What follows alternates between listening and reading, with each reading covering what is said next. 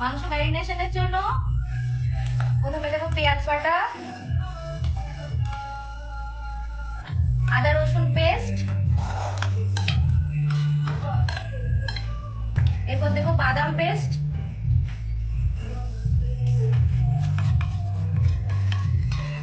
হলুদ গুঁড়ো, জিরে গুঁড়ো,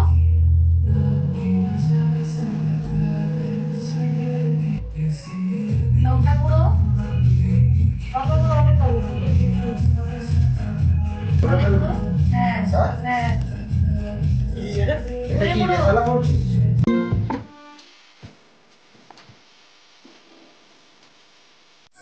টক দই।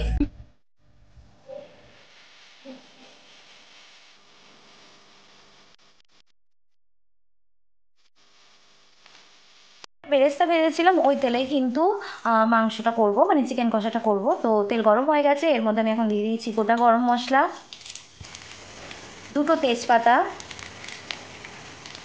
মাংসটা কিন্তু ম্যারিনেশন করে রাখা আছে প্রায় 1.5 থেকে 2 ঘন্টা। তো ম্যারিনেশনেই মোটামুটি মাংস অনেকটা মজে গেছে।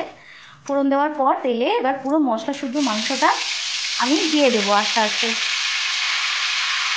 এখানে আমাকে হেল্প করছে আমাদের বাড়ির বড় শেফ, আমার মা।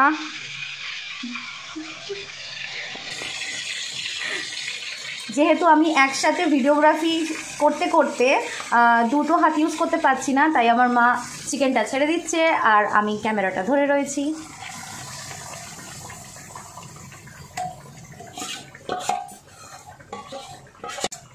বাটির মশলাটা কিন্তু ফেলা যায় না, ওটা জল দিয়ে ধুয়ে পেঁয়াজটা কষার মধ্যে অ্যাড করে দেওয়া হয়।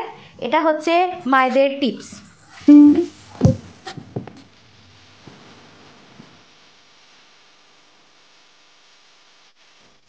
মাংস কষতে শুরু করেছে এবং দেখো তেল ছাড়তে শুরু করেছে।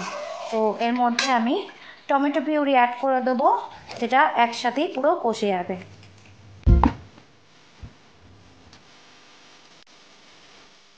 হালকা ভেজে নেওয়া আলুগুলো এতে এক এক করে অ্যাড করে দেবো। তো আলুগুলো এর সাথে কষে যাবে। মাংস যেহেতু অনেকক্ষণ ম্যারিনেট করা ছিল, তাই খুব বেশিক্ষণ সেটাকে কষাতে বা ফোটাতে হবে না, সেটা খুব তাড়াতাড়ি নরম হয়ে যাবে।